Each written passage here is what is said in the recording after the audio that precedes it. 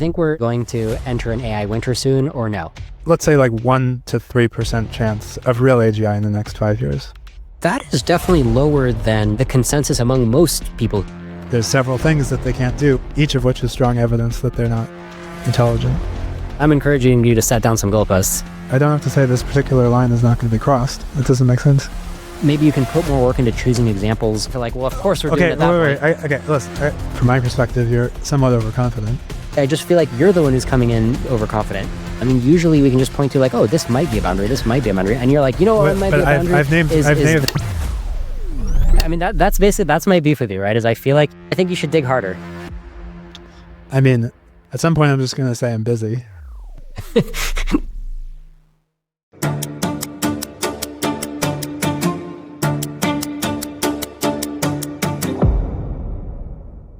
Now, let's talk about timelines. You mentioned that you think in decades. So, for example, you were saying that you'd be surprised if it came about like in the next 5 years. I'm not well calibrated about this. It's a very complicated thing, blah, blah, blah. But I will spit out numbers if you poke me hard enough. So, let's say like 1 to 3% chance of AGI, of real AGI in the next 5 years. So that is definitely lower than the way we usually aggregate people's predictions, right? If you look at Metaculus or even just people I've had on the show, usually the consensus among most people who seem informed is that like, yeah, there's like a bell curve where it seems to average around like 2031 of when we'll get like superhuman intelligence. But there's like some tails. But why are you so confident that's probably not by 2031? One part of my response boils down to I don't really buy that the benchmarks are measuring the relevant things. Experts in a field, if they try to discuss their ideas with an LLM, what they'll usually find is the LLM might have useful kind of like facts or references that are relevant. If there is any significant novelty, the LLM sort of falls apart and doesn't follow the relevance, doesn't really understand what's happening, makes up sort of nonsense. And it's not just like occasional hallucinations or 10% hallucinations. It's like not helpful for thinking at the edge of things. I do actually think there's something to that. I do agree with you that LLMs, they haven't gotten to what Stephen Burns is calling brain-like AGI. You know Stephen Burns? Yeah. He does good research on neuroscience. Yeah, I recently started reading this guy, Stephen Burns. I agree with Stephen that there does seem to be a boundary. And also Jim Babcock came on my show. There's an episode of Jim Babcock, and we discussed the same kind of boundary, which is like LLMs today, it seems like we lucked out where they're not quite bootstrapping to superintelligence. They're not superhuman in some very important ways. And yet they're still so useful. And you're putting your finger on that distinction and you're saying that they're not a creative mind having new ideas. I want to poke at your version of this distinction more. So let me ask you the question this way. What do you think is the least impressive thing that you think AIs probably still can't do in 2 years? Yeah, so I'm going to answer your question in a second, but I have my retort ready, which is, why don't you say the most impressive thing that you do expect AIs to do in 2 years? Yeah, I mean, I'm happy to take a stab at that. I do have pretty wide confidence intervals, but so I'm basically going to take things that I'm kind of impressed by today and just make them like somewhat more impressive. I think a really good example of incremental improvement is like, you know how right now AIs can talk to you, like when you use GPT voice mode, it's pretty good. You know, like it talks to my kids. So I'm expecting 2 years from now, like they'll really polish up the lag. So it'll really feel 100% in terms of like micro lags and any sort of distinguishing characteristic whatsoever. I think those will all be smoothed out within 2 years. And I also think on the video side, maybe it won't be fully polished, but it'll be like as almost good as the voice is today. That's like my prediction of things I'm like pretty confident will happen in 2 years. Just to check, would you agree that those things are not that impressive, what you listed? Well, I'm 80% confident, yeah. right? If you want to get to like 50% confident, oh boy, I mean, you know what? I mean, once you get me down to like 15% confident, then I'll tell you like the intelligence explosion, right? I'll be like super intelligence. Mm-hmm. So that's the difference between me being 15% confident and me being 80% confident. Yeah, no, I mean, to be clear, I think your predictions are totally fair. I'd probably agree with them. That sounds in the ballpark of 80%. Partly I'm noting because now I'm going to answer your question, and I'm going to give things that are not necessarily the least impressive, things that I expect AI will not be able to do in 2 years. Why not? Well, because that's a harder question, and the boundary is more... The reason The reason I'm asking the question this way is because I feel like you think you know something about like a firewall. I always bring up this concept of firewall, right? Like it's currently we're on this track, but the track isn't getting us to a creative mind having new ideas, right? That's your language. Hmm. And like David Deutsch uses similar language about, creating new knowledge. Hmm. You think you're not seeing a creative mind having new ideas. And I think you're extrapolating out as much as 10 plus years where you're potentially still not seeing a creative mind having new ideas. So that's why I think my question is very fair, where you're basically saying, hey, here's some things that look kind of easy relative to what I do today. And I'm certain that you won't get them within a few years because that would require a creative mind having new ideas.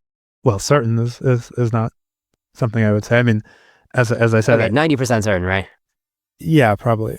Yeah, okay. Well, so I'll just answer your question. So I think you are probably not going to see AI-led research, like where most of the work is being done by an AI that produces concepts or ideas that are novel and interesting to humans, to human scientists or mathematicians in the same way that human-produced concepts are. Okay. Can you get any less impressive than that? Well, this is a bit bold, but let's say an AI won't be able to prove Cantor's theorem from scratch, like working without human like math theorem or definition or proof content other than like the definition of lean or what have you. I like this proposal. I'm not sure I agree with it. For the audience, right? Let's try to dumb it down a little bit. So it's just that I think you're talking about the theorem that there are more real numbers than there are integers. Mm. Yeah, so I like the example because it's like, where do you begin, right? It's like, how did Cantor attack this problem? And I think before Cantor, people were like barely asking the question. They barely knew what question to ask, and then they barely knew where to begin proving it one way or the other, right?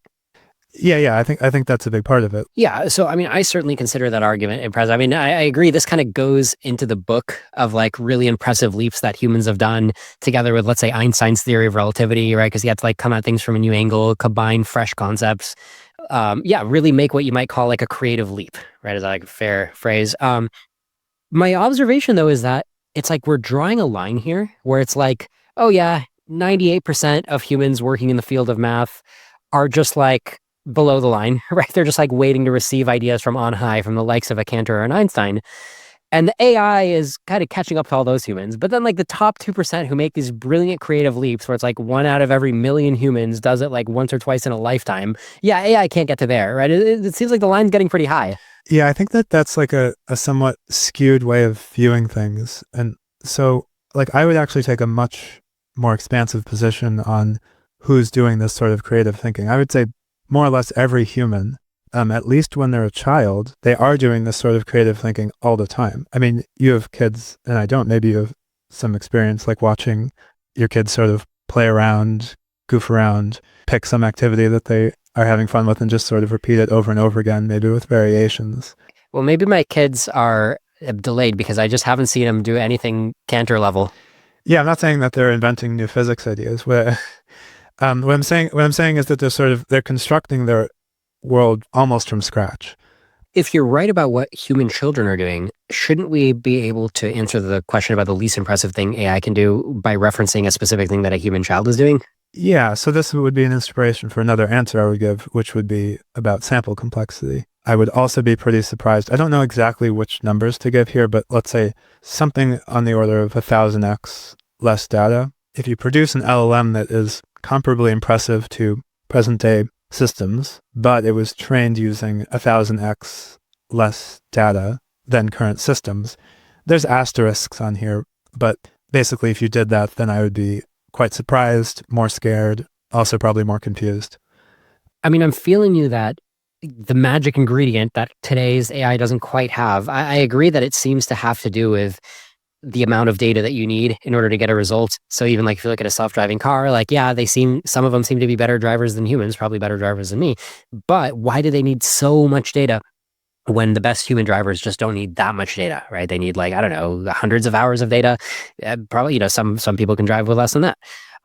So I agree, like that's where I would also try to put my finger on what's missing. But it just seems hard to propose a specific functional test, right? So it's like we think we have this intuition about what's missing, but when we try to translate into like, okay, what objective test won't they be able to do? So far, I feel like you've been pretty hand wavy, right? You're basically saying like the cream of the crop of scientists or like some abstract thing that kids do, but like you're not really giving like a specific input output. Or sorry, you did. You said amount of data, right? But like even that is talking about the internals of the AI. Well, that's not exactly internals, but I somewhat take your point. I mean, you might not like this, but if something is really, really clear and operationalizable, it kind of already is a benchmark. Just to frame the sort of things I'm saying, partly I'm not necessarily trying to like give like a nice adversarially robust like test, but rather I'm sort of trying to just give a hint to, if someone's like trying to think about this from first principles, give some like hints about what I think I'm seeing to direct attention. So it's yeah. I think you're putting your finger on something a little bit vaguely, but like I agree. That's also like how I think about it too, right? Of course, new insights. I mean, I think a lot of people are having similar kind of vague but related thoughts. My only question for you is why does this translate into a feeling of confidence that whatever gap you think is left isn't going to be jumped by like all the ways that so many different people are trying to jump it? Reinforcement learning comes to mind as a way to jump the gaps that LLMs have. So again, the thing you're calling confidence is like, I would say 3 to 10% in the next 10 to 15 years. So my mainline scenario is AI progress continues rapidly, and sure, there's like kind of a stall that you would describe as like it's having trouble inventing new ideas and it can't do Cantor or Einstein's mental motion. But a few years pass and like other stuff happens, and then it can, right? Like reinforcement learning is the buzzword that I use, right? Like there's other reinforcement learning based approaches that then combine with the LLMs, and now suddenly even that's not a firewall. And then by 2040, there's by 2050, let's say, then the chance that we're all dead is like better than even. Subjectively, you just felt the last few years like you keep reading about breakthroughs and like, wow, this is an interesting breakthrough, but it still doesn't have that spark of creativity. It's like in your mind, they've all the breakthroughs have fallen on the unimpressive side of the ledger with respect to like creativity. First, yeah, in some sense, yeah, in the relevant sense. Okay, yeah. I mean, I would encourage you to try to be a little bit more concrete about specific data that would shock you, like a specific test, right? Like goalposts that are like, prediction market level, like did this happen or not? Because I suspect it's one of those things where it's tempting to move the goalposts. And I'm not saying you've done it in the past, but I'm saying it might be tempting to do so in the future.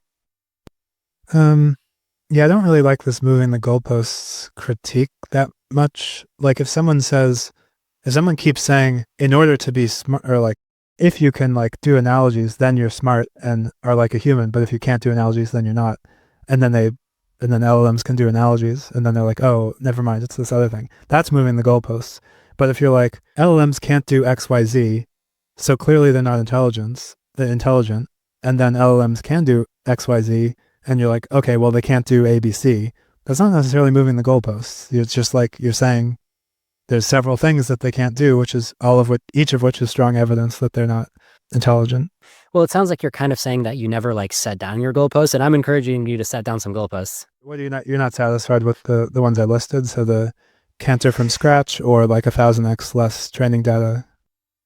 I mean, 1,000x more training data, I think is kind of reasonable. I think you might just be able to notice that you're shocked even before that. I feel like that is still like you're making yourself open your eyes late in the game, the way your goalposts are structured right now. Okay. Maybe I will spend more time thinking about that. Let me give you a counter suggestion, which is, I perceive often, and I don't necessarily have counter evidence for you, although maybe you have done this. I perceive often that people who have what I would call confident short timelines sort of haven't done much to imagine sort of an alternative hypothesis to LLMs or LLM training architecture. It's basically has the ingredients to AGI, to general intelligence. Or when they do that, they're like, LLMs are almost there, but you just need online learning or self-play or reinforcement learning or long time horizons or something. And that's not really addressing the thing I'm trying to get at. The thing I'm trying to get at is you've made several big updates on the observations of LLM performance. Try to think in like try to, as much as you can, get like an alternative intuition where you're like, oh yeah, I see how all this is explained away by my other theory of what's going on with AI currently, as opposed to just, we basically figured out general intelligence. Yeah, I mean, I'm not sure there's really anything to convince me of because I would have told you from the get-go that like, yeah, there's like a 25% chance that there is an AI winter and we won't have super intelligence 20 years from now. That is, if you ask me why are we going to survive, that is probably where most of my survival probability goes. Of like, oh yeah, hey, we had a few more decades, year scenario. Um, it just seems like I would still be pretty surprised. I wouldn't be like, oh my God, this nothing makes sense. I'd be like, no, I'm pretty surprised. That'd be my reaction. And what is, can you put any words to like what's going on with what I mean is like at the level, maybe you wouldn't make any sort of mechanistic claims at all, and you would just say, look how impressive LLM performance is. Is that sort of your position? Or would you say, look how impressive LLM's performance is, so they probably have some algorithms or something, or they're thinking, or they're creative or whatever? So my position is that I am no longer able to confidently draw a boundary between what LLMs can and can't do in terms of these tests.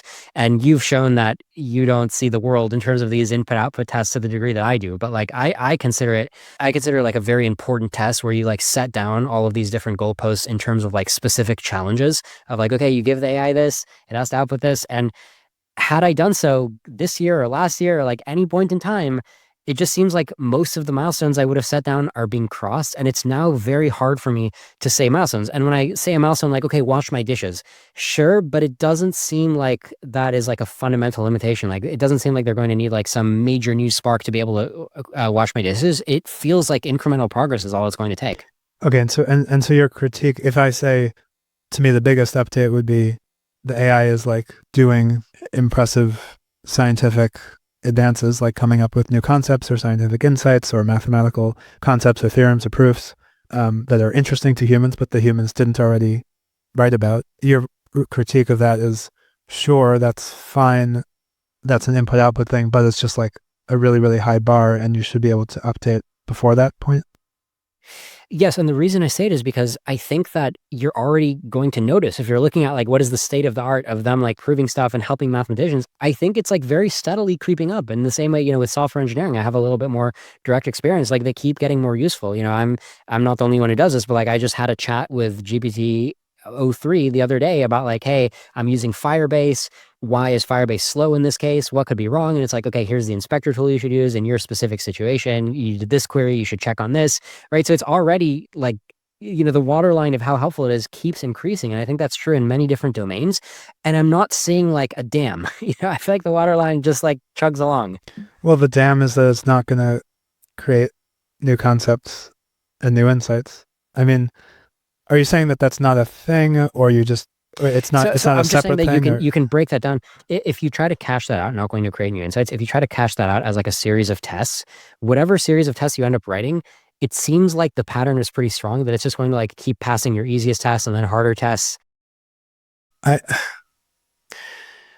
Yeah, this is a really weird line of argument to me. Sorry, not weird. I mean, obviously, lots of people make this line of argument. I'm just like you could say the same thing about software in general. You could be like, whenever we have a pretty clear idea of some task and it has the right properties, like it can be put into a computer at all, like it's an information processing task, then what our software can do keeps creeping up over time. And I'm like, yeah, that kind of is a valid argument, and it's related to AI, but that doesn't really tell you like, now we have the insights and now we're a few years away from. I mean, what our software can do creeping up over time, if you go back, 30 years or whatever, at the dawn of like usable text to speech, for example, I could have laid out all these different milestones and a lot of them would be AI related or whatever we want to call AI. But like, yeah, text, images, voice, motion, is driving, right? These things that seem like important milestones just from like, I don't know, an outside view or just like what seems like salient. And, like, okay, virtual reality, that's like a technological milestone that seems very salient even before you've crossed it.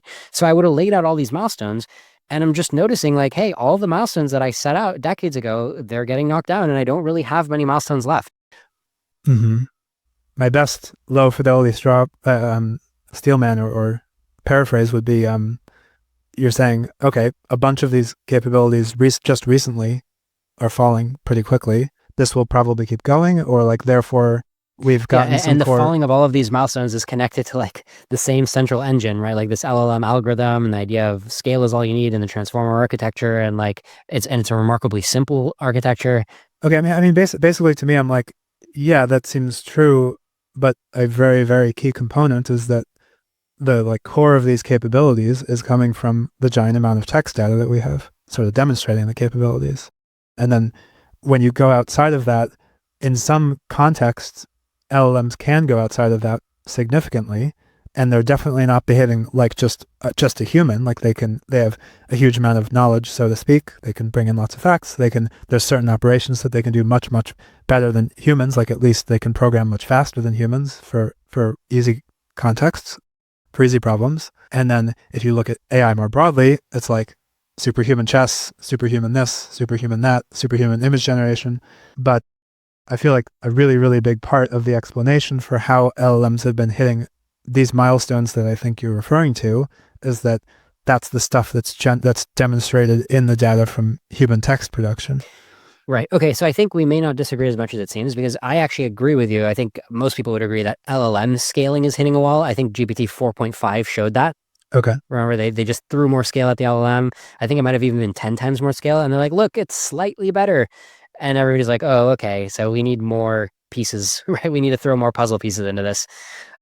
So I agree with you there. The prediction I'm making when I point to all these goalposts is I think we have enough tools. It's not going to be just LMs, but I agree with you. If you told me fix the architecture to that of GPT-4 or 4.5 or whatever it is, fix the architecture, and all you get to do is throw in more data and more GPUs, then I'd be like, okay, yeah, that probably will in fact not show a spark of creativity by your definition, maybe even ever. Like I'm pretty sold. I'd be like 60%. Okay, it's never going to show the spark of creativity. But in reality, we do have a few other puzzle pieces that we can stir into the cauldron here. And I think the stirring is happening constantly. I agree with those two things, but why do you think that does get us the spark of creativity? Because all the different milestones that, if I'm just saying, look, black box, okay, don't even worry what's going on under the hood. Just what are different challenges that show a spark? I would have said personally that self-driving better than humans robustly with fewer accident rate, like overall in any environment better than human. I would have been like, yep, that is evidence for like, I guess I wouldn't call that a spark of creativity, but just like a spark of like general intelligence at least. Would you have said the same about chess?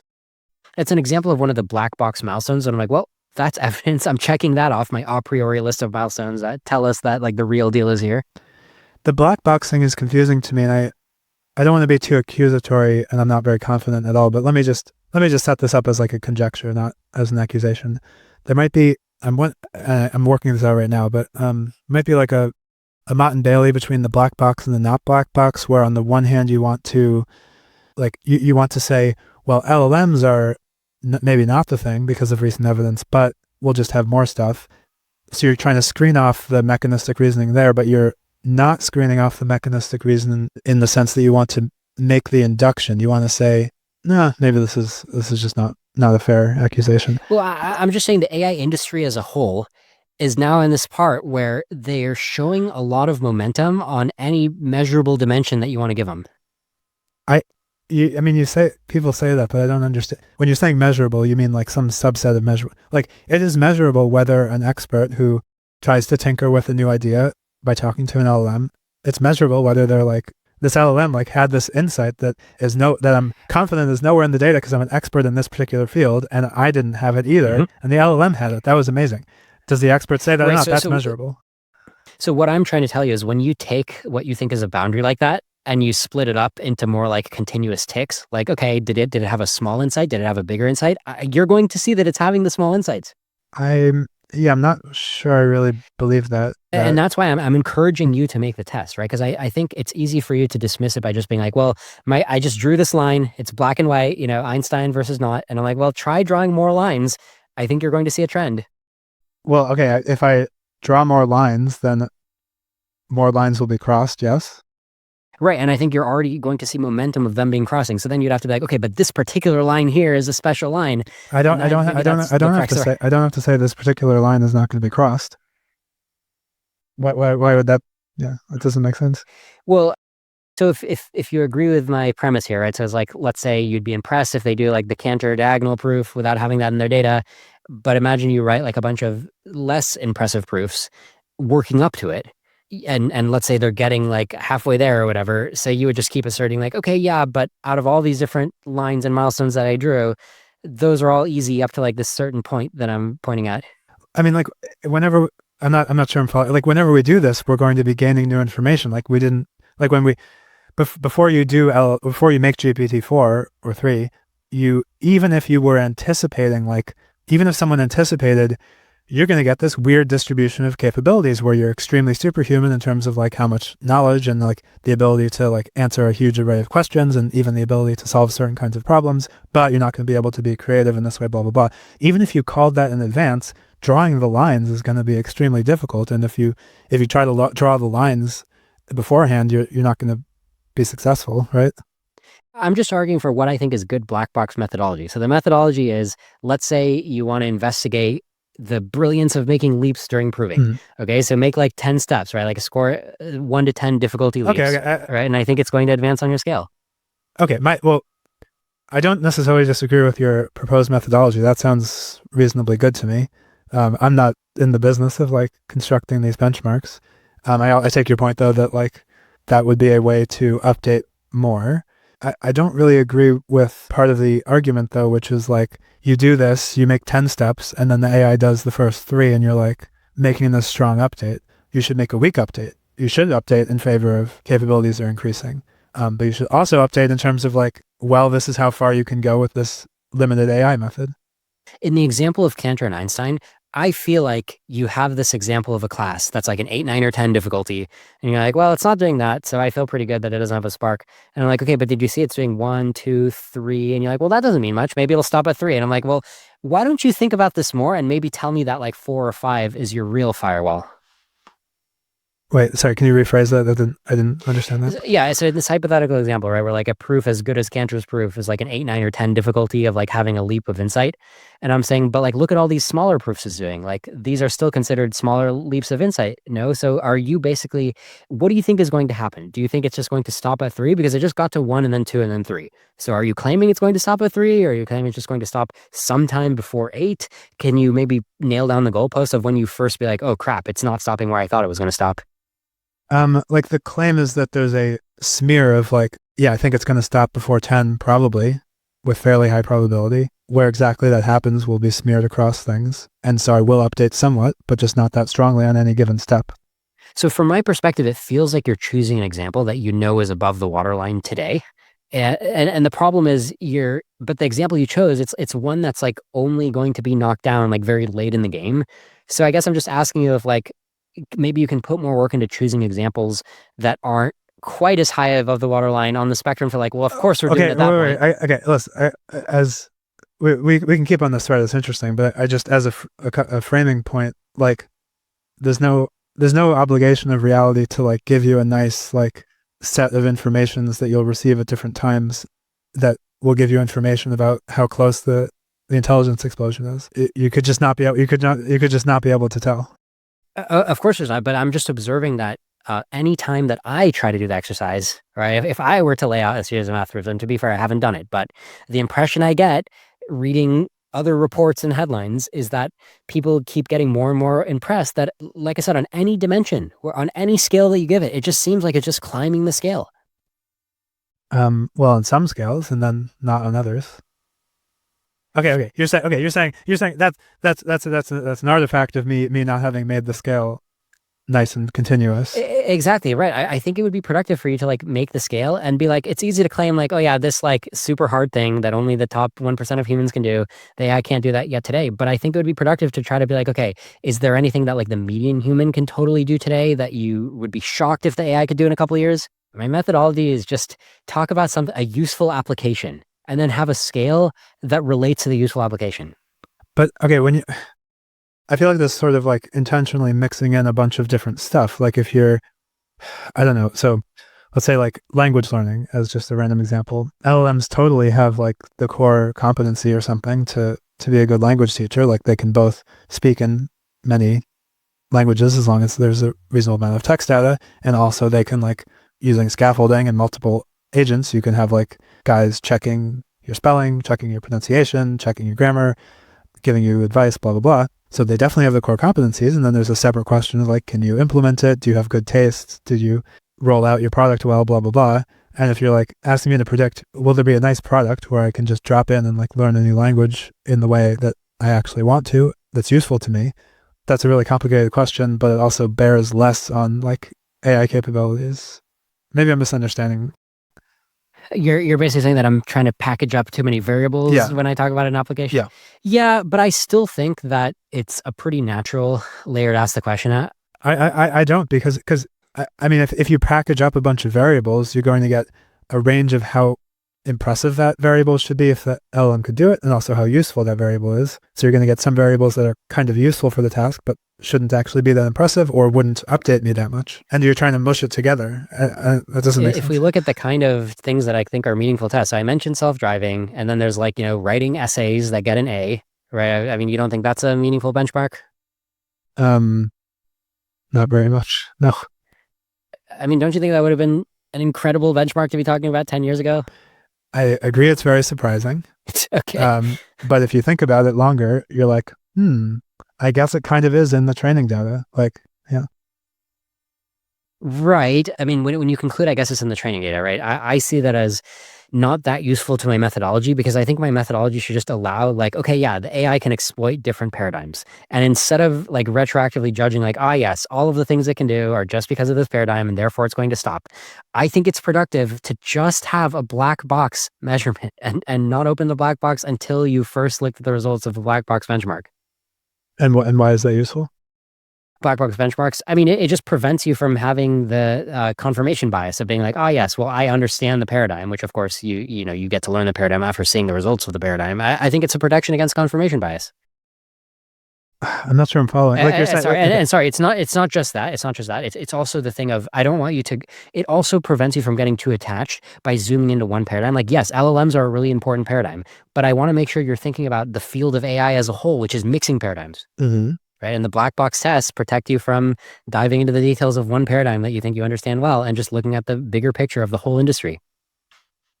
And then you infer from this 50% probability of AGI in the next 10 years? Yes. Anytime. Yeah. The same way that most people do. Right. By the way, there's an outside view argument, right? Most people are saying the same thing I see, which is just like any of these natural black box dimensions, like these tests where like, look, I'm just standing back. I don't even claim to understand AI. I'm just looking at all these tests and I don't know where somebody is getting an a priori test or an a priori scale that's making them be like, yes, it's stuck on the scale. You don't know where someone's getting an a priori scale or it's stuck on the scale. Like, I think maybe the structure here is that I'm sort of, to a significant extent, or like probabilistically, I mean, trying to explain away the observations of LLM capabilities in particular and saying basically, well, it's because it's in the data. Right. I mean, so my question is, do you think we're subjectively going to enter an AI winter soon or no? Okay, well, again, that's integrating a whole lot of variables. Like, so I mean, I think you think we are, right? Because you're saying the probability of AGI soon is low, and a lot of the companies are now promising AGI soon. Right. So my guess is that we will not get AGI soon, and not super strongly, 80-90%, depending on where you draw the year. But that doesn't necessarily mean there'll be a winter, right? Like they are already having pretty substantial revenue. They're probably going to significantly expand the revenue. I don't know the economics of that. So I feel like I think you have to strongly predict that there's very likely going to be a subjective, like disappointing AI winter, because you're telling me like, well, it's not AI sorry. winter. Maybe I misunderstood. You're saying, will research keep progressing we keep getting similarly impressive things or not? Is that in the next few years? So from my perspective, right, any of these natural black box metrics are just going to keep scaling. I think you really have to go out on a limb. Qualitatively. So you're saying, yes, no, you're going to slam into a wall and like these companies are going to like miss their revenue targets like that. It sounds like that has to be the world. Well, slam into a wall is slightly straw man-y, but at a very coarse level, probabilistically, yes. I think that these things are really smeared out though, because so you might say, and I would also say, well, we're going to do like O3 style, R1 style reinforcement learning, or we'll do new things. People will come up with new circuit priors. People will come up with new training algorithms. They'll come up with we both think that they will do that, right? Mm-hmm. Yeah, certainly. And so that's going to at least kind of like, what's the word? There's unhobbling, and then there's also like unlocking performance. Right. So in your mind, they're going to be trying all this other stuff, but it's just still going to take decades for something to like really click and restart the singularity. You're going to get increasing capabilities. I don't know how to call in advance, like subjectively how impressive they'll be. You might get an intelligence explosion in 3 years or 10 years. But yeah, my main line is that it's just more smeared out over 10, 20, 30, 40, 50 years, where All right. you have multiple paradigms, if you like, or just multiple insights, multiple algorithms, and working out how to combine them. And yeah. So to summarize the crux of disagreement, I think it's like I just see the amount of puzzle pieces that people are working with to already look like there's just enough going on to probably finish the job soon. I admit it may not be enough, but it feels like enough. So now you're doing mechanistic reasoning. I mean, I admit that there's an interesting mechanistic statement to be made about how, like, hey, it looks like LLMs don't directly scale to superintelligence, right? And so you just need a little bit more. Like, I'm willing to go, yeah, I'm happy to admit that is likely. Well, I'm just trying to track like where you're from my perspective, you're somewhat overconfident. So, or let's just say confident of AGI in 10 or 20 years, right? So I'm trying to understand where that confidence is coming from. So you've talked about the black box thing where you're explicitly saying, don't be reasoning about the mechanism. But now you're saying, well, I see lots of people are producing mechanisms and we have lots of little pieces of mechanisms, and that seems like it should add up to a general intelligent mechanism. I don't know which is doing the work. Maybe the connection between ideas is, I think the black box tests are really important to just kind of objectively tell you the momentum of things. Of course, momentum doesn't have to hold. Momentum can peter out, and there's probably been, AI summers where a burst of progress happened and then petered out. But I think that's a good starting point. And then now, just based on that starting point, things seem to have high momentum now across the board. And then when I open the black box and I'm like, okay, well, what's the driver of the momentum? One is like the LLM scaling, which is like, okay, GPT 4.5 was kind of bending the curve.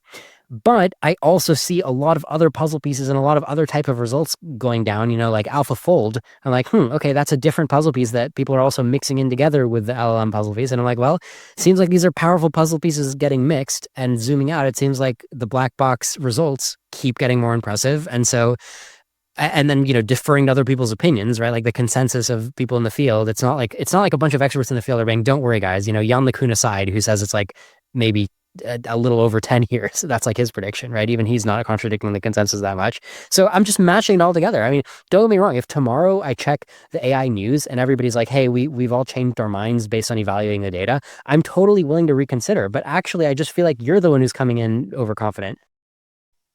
Okay, so some of it is coming from, some of your view is coming from other people's opinions, which is fair enough. Yeah, it signals about potency of the puzzle pieces. You can describe it that way, right? I'm only getting positive signals about there being a lot of potent puzzle pieces. Can you tell me a bit about the structure? Like, are there a few people you can name who have like 40% of the Liron belief?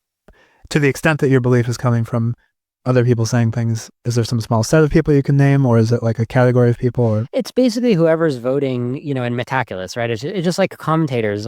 I'm just, there's not that many commentators that I've seen that I respect who are like, yeah, I totally understand AI and LLMs, but I would be shocked if it comes in less than 20 years. I mean, Gary Marcus, I guess, but even he's admitted to having a 30% chance, and he's like on the extreme of people who are like skeptical that it's coming soon. He said 30% chance coming in like less than 10 years on my show. Okay, so it's just the fact that very few people say less than. Well, that combined with the objective tests, right? I mean, the only other thing I can do is try to get like a deeper gears level understanding of AI itself, which isn't my specialty. I mean, I'm interested in it. I study it when I get a chance. But I mean, I just think I've got a calibrated. I mean, I've already given probability to it taking a long time, right? I gave you like a 25% chance that it'll take like more than 2 decades. Okay, so yeah, it's the people, it's the black box observed capabilities, and it's some sense of there's a bunch of mechanisms, maybe they add up, or it seems like there's a lot of mechanisms, and there's a lot of people working on combining them. Right, and it's this idea of like, okay, describe the scenario where it doesn't happen, right? I asked you to do it, and you're like, oh, well, it's a scenario where it like peters out at being able to like prove this thing, but even your boundary seems like you're probably going to end up moving your boundary once you start seeing the progress. That's the sense I get. Like, I don't get the sense that you've actually drawn a meaningful boundary. Well, I've generally been pretty careful actually about like saying, I will be very surprised if XYZ. I mean, I agree that you've drawn a somewhat I mean, I think we can make it more precise, but I agree you've drawn a somewhat meaningful high boundary, right? Like, so, and like, I'm willing to believe that you will in fact be surprised right before the world ends. Okay. So, I mean, I guess if you're accusing me you're accusing me of sort of sloppy or poor epistemics in this particular case, basically, which is fine. No, I mean, I don't think, I think everything you've said is reasonable. I guess I just wish you would be like, you know what I should do is try to define a lower boundary for myself that would wake me up that the puzzle piece, that there's enough puzzle pieces that make I guess I'm kind of saying that doesn't feel that compelling because I don't really feel like nature has to give me an indication like that. Yeah, it doesn't have to. I mean, that is true. That is true. But I think nature is going to be sufficiently generous to give you earlier warning signs than thank you. Literally, nature. Cantor level. Yeah.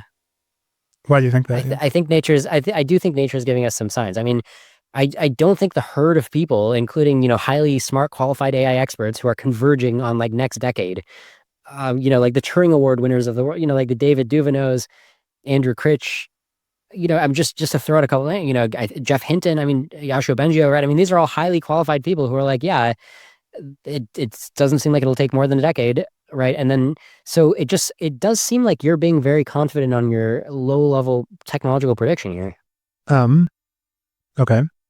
I mean, I guess what are the reasons for being confident that it's coming soon? What are their reasons? I mean, so when I talk to Critch, and David Duveneau, I actually think that like the vague stuff that I've said is probably similar to what they'd probably say additional stuff, but I don't think I'm way off base. Like when I talked to Andrew Critch, for example, I specifically remember him kind of agreeing with me of like, yeah, I just don't see a firewall. It just seems like things are just on track to creep up. Don't see a firewall. I mean, yeah. So another piece of intuition that I can bring in that won't change anyone's mind, but it is like bridges don't stand randomly. You don't just pile steel up and then you have a bridge because you don't see a good, convincing, clear reason that it shouldn't be a bridge or shouldn't stand up. Right, but I'm not sure how that intuition connects. Intelligence is a specific thing or a specific class of thing. It's a specific class of thing, but I think it's productive to test it. It involves to have a series of tests for it. Fair enough. Okay, but what we were trying to... I mean, that's my beef with you, right? Is I feel like you had this one test and you're not willing to have other tests because you don't think that reality should necessarily let you make other tests, but I think you should dig harder. I mean, at some point I'm just going to say I'm busy. But I guess I'm sort of taking you as talking to people like me or something, so I'm responding in that way. I mean, when LLMs came out, did that at least shorten your timelines at all? So I didn't really have timelines before that. Okay. I agree that people should shorten their timelines when they see LLMs. Okay. Yeah. But I guess when I ask people how did you update? Well, so far I haven't gotten very clear answers. But so the same way that reality showed you some evidence with LLMs that timelines are shorter, I think it's going to be generous enough to show you again if you just would, work on your goalposts. I don't really get. So I mean, does it make sense to you that there could be like a series of ideas? There's like 5 of them or something. We have 2 of them. Each time you get one, you get a significant burst of more capabilities. And then, there's like a fast period of growth, then it tapers off, and then you get another one. And then when you get the 5th one, you get an intelligence explosion. Does that make sense as a kind of world? I mean, those 5 things you could call those what I mean by puzzle pieces, but I also think that like, it might just be that at a high level, we already know the puzzle pieces, like, okay, high dimensional spaces are representing meaning, transformer architecture, reinforcement learning. Like, I think at a high level, we probably have all the high level puzzle pieces to get to supernova. Why do you think that? I think that because of my inability to draw these clear boundaries of what it can and can't Bridges do. Sorry, keep going. Yeah. No, that's pretty much it, right? It's just like there may be a boundary, but the fact that I can't even name what the boundary is, that's not a state I'm used to in like any field. I mean, usually we can just point to like, oh, this might be a boundary, this might be a boundary, and you're like, what might be a boundary? I've named the spark of insight. No, but you keep replacing at a high level. But a high bar. You keep replacing. I've given several specific things though, and you're just like, well, it's a high bar. It is a specific. Yeah. I mean, I didn't give you the boundary, but I gave you a specific. So you right. Okay. So just to clarify then, so you just think that the AI is probably going to march along and be really close, just be way better than most human mathematicians at math, but just not as good as like the top mathematicians. No, it's way better than all humans at some pieces of math or some like aspects of doing math, and it's going to be somewhat better at other aspects and somewhat worse at more aspects, and then quite bad at yet other aspects. Okay, so you think that for the next 2 decades, let's say the 90th percentile mathematician is just going to be more qualified for a job, a better hire for a job than the best AI? Like 90th, like I guess top 10th percentile. It depends what job it is. It is plausible that you will, I don't know about replacing jobs. I'm not sure that there's going to be some jobs you can completely replace. There's some jobs that you can mostly replace, or like replace where you have 1 human and 5 AIs doing the job of 10 people or whatever. There's going to be a whole spectrum like that. If you're talking about like research mathematicians, sure, let's talk about research, the publishing work, right? So in for publishing, like you're telling me that if my only choice, let's say I have a job as a research mathematician, and my only choice is to either use my own brain or use the best math AI brain from 20 years from now, you're saying that my own brain is going to be better.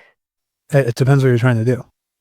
Like if you're trying to, yes, it is better to use your brain if what you're trying to do is do like math research that is like beautiful and interesting to other mathematicians, and in a way that like then more people talk about the concepts you were discussing. You're going to use, there'll be more and more use of like computers and AIs in math research for sure. But if you're trying to do that kind of math, you're still going to want the human for a long while, probably. Yes.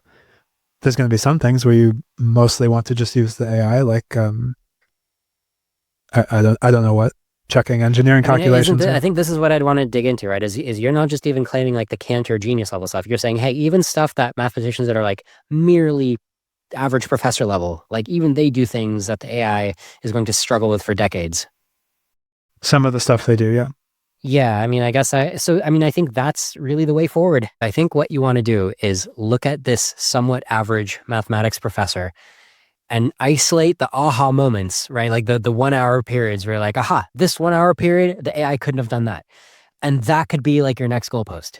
Yeah. And then you also need to, I mean, all these things are going to be hard to measure. So like you need to be checking that it's not something that actually basically was already in the training set or the otherwise accessible data.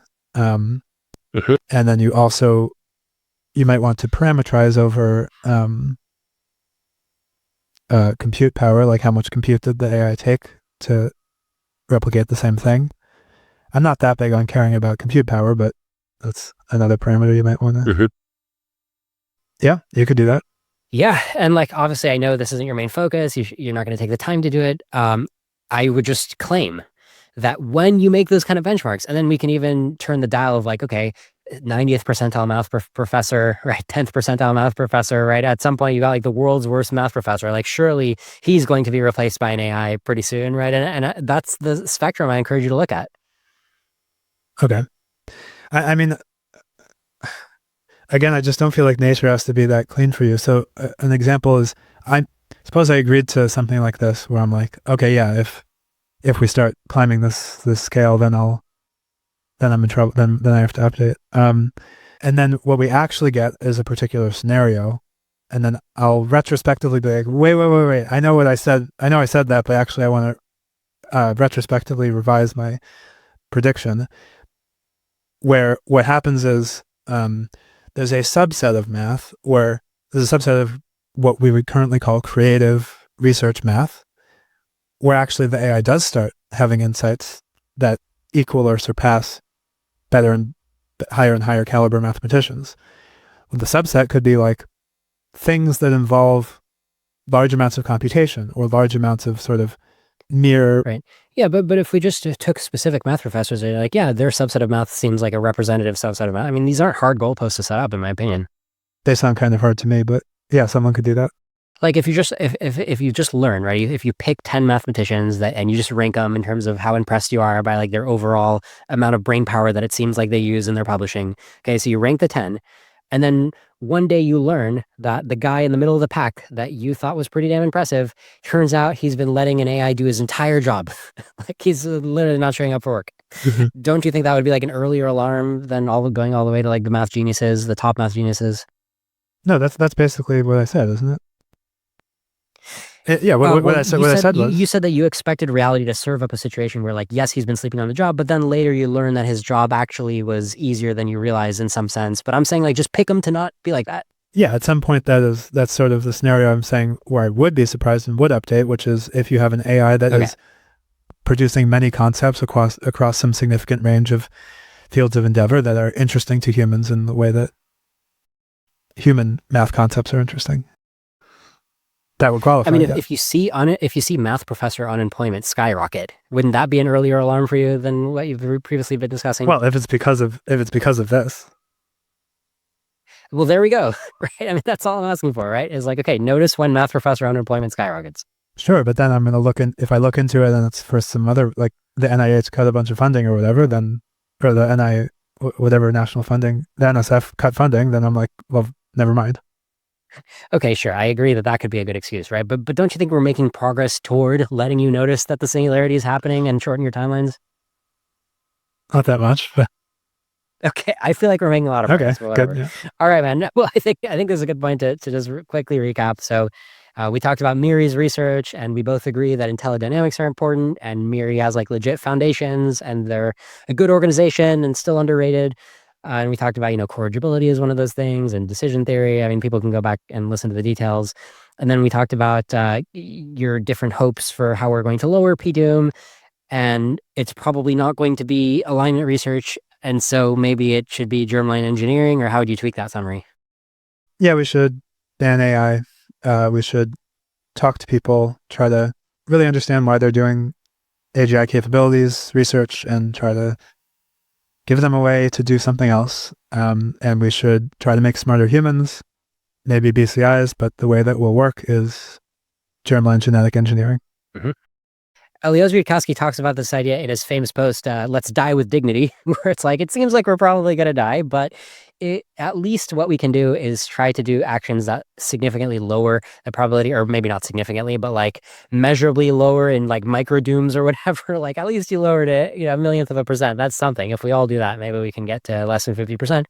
Um, I want to commend you because you are somebody who is genuinely helping us increase our dignity. I won't say the die part. You're helping us increase our, I think it's a dignified action by this standard to boost our capability for germline engineering, to get us on the path to making smarter humans. I think that you're actually helping and not just like talking about it and joking about it and going to your regular job and trying to be a rock star and make money. I think you're actually part of the solution. So thank you for that. Thanks. And yeah, thanks for your work. Talking about this stuff seems pretty important. We should all be thinking about this a bit more. Hell yeah, we should. All right. I appreciate it. Tsvi Benson-Tilsen. Thanks for coming on Doom Debates. Thanks, Liron.